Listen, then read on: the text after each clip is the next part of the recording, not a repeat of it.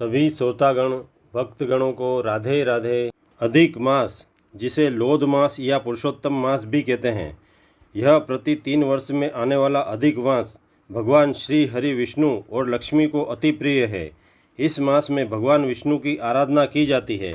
इस पुरुषोत्तम मास का महात्म्य हम प्रतिदिन वाचन करेंगे, जिसे आप हमारे YouTube चैनल अद्भुत ज्ञान एवं भक्ति पर प्रतिदिन सुन सकते हैं। श्री गणेशाय नमः। अथ श्री पुरुषोत्तम मास नवम अध्याय। सूत जी कहने लगे, इसके पश्चात नारद जी विस्मय युक्त होकर मेघावी ऋषि की कन्या का वृतांत पूछने लगे। नारद जी ने पूछा, हे मुने, फिर उस ऋषि कन्या ने वन में क्या किया? क्या किसी ऋषि ने उसके साथ विवाह किया? नारायण कहने लगे, इस कन्या ने दुख के साथ अपना पिता का स्मरण करते हुए आश्रम में रहकर कुछ काल व्यतीत किया। भाग्यवश एक दिन उस वन में अपनी इच्छा से विचरते हुए महाकोपधारी दुर्वासा मुनि पधारे। दुर्वासा मुनि को आता हुआ देखकर शोक सागर में डूबी हुई उस कुमारी ने उठकर धीरज धारण करके मुनि के चरणों में नमस्कार किया।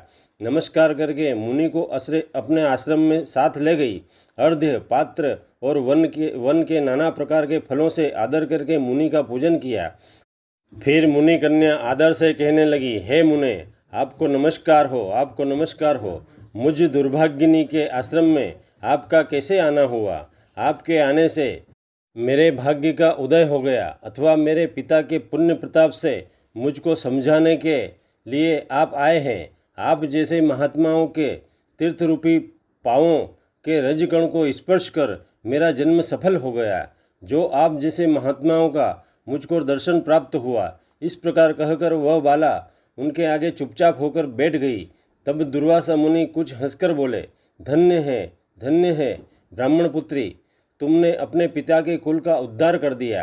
कन्या बोली, हे ऋषि, आपके दर्शन मात्र से ही मेरा शोक समुद्र सूख गया। हे मुने, आप जो यहाँ पधारे, इसका परिणाम अच्छा ही रहेगा और मैं उत्पन्न हुई महाअग्नि की ज्वाला से जल रही हूँ। इस अग्नि को शीघ्र ही बुझाओ। मेरे हर्ष उपजाने वाला और कोई नहीं दिखलाई पड़ता। मुझको धैर्य देने वाला न तो मेरी माता है, न पिता है, न भाई है। मैं दुखी पीड़ित किस प्रकार जीवन निर्वाह करूं? जिस दिशा को देखती हूं वहीं शून्य दिखाई देता है।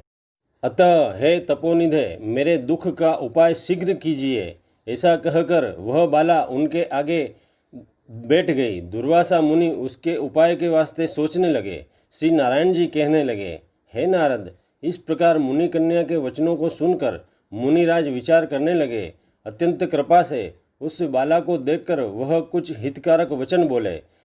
इति श्री पुरुषोत्तम मास नवम अध्याय समाप्त।